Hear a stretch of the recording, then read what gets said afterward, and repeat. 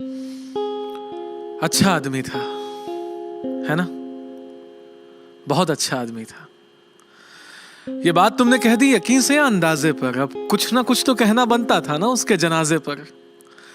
नहीं कहते तो जमाने को तुम्हारी अच्छाई पर शक हो जाता, और अगर वो सुनता ना तो खुशी के मारे पागल बेशक हो जाता। खैर ये बताओ कि अच्छा ही था तो अच्छेपन का हिसाब क्यों नहीं दिया? हफ्ते भर से कुछ पूछ तो रहा था ना वो, कभी सवालों का जवाब क्यों नहीं दिया? वो जब पूछता कि मेरी जिंदगी में गमों के सिवा कुछ बाकी रहेगा या नहीं, और तुम हंसकर कह देते कि यार तू इसके सिवा कुछ और कहेगा या नहीं। काश के हंसी ठहाके के इस सिलसिले को तोड़कर देखा होता। काश के जितने बार उसे अलविदा कहा उसी रास्ते पर रुक कर पीछे मुड़कर देखा होता, तो जानते कि तुमसे मिलने के बाद वो कभी घर नहीं गया था। उसके चेहरे से नाराजगी का असर नहीं गया था। वहीं पेड़ के सहारे सड़क के किनारे बैठ जाया करता था, आते जाते मुसाफिरों से रूठ जाया करता था। तुम जानते थे ना कि वो हम सब से कुछ दिनों से बड़ा अलग अलग सा, दूर सा रहता था। पर क्या ये जानते हो कि अकेले पलंग पे लेटा अपने घर में पंखों दीवारों को घूरता रहता था?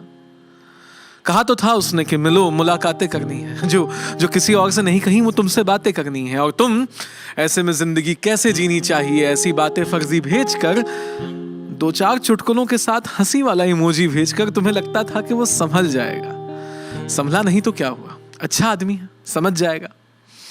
पर वो तुम्हारी चीजों को पढ़कर सोचता था कि एक मेरे पास ही हंसने की हसरत क्यों नहीं है, एक जिंदगी में मेरे सिवा ही किसी को मेरी जरूरत क्यों नहीं है? जरूरत है। काश कि उसे एहसास दिला दिया होता, काश कि उसे एहसास दिला दिया होता, बिना वजह गले लगाकर पास बिठा लिया होता।